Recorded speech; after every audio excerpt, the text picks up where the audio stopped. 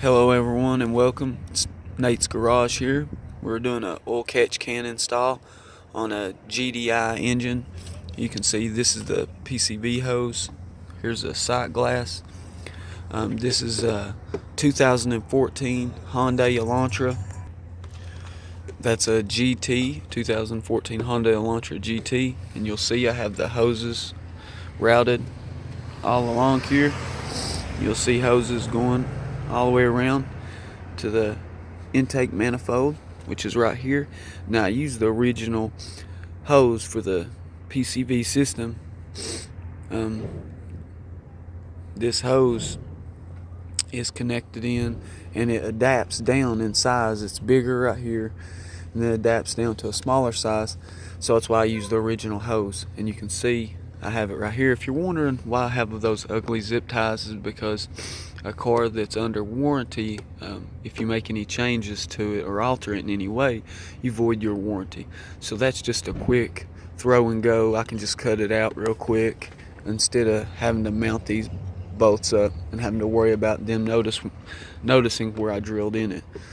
Okay, and so here, like I said, I have my PCV hose. I have my inlet and outlet. This one, like I said, is going to the intake.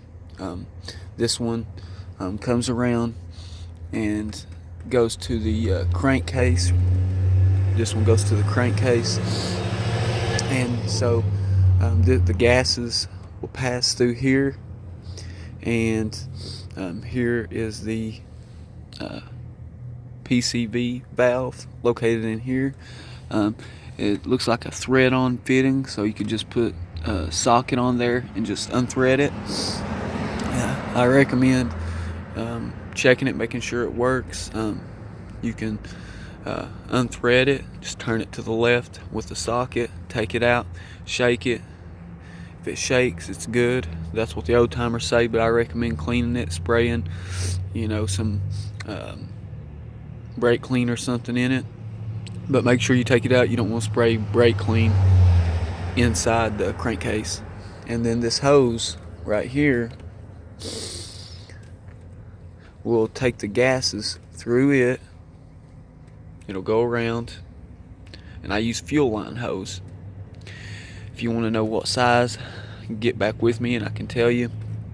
And they will go to your oil catch can, and then it will come out, go back around, come back all the way around the firewall and back to the intake manifold. So this is a GDI engine, so I'm trying to protect it the best I can.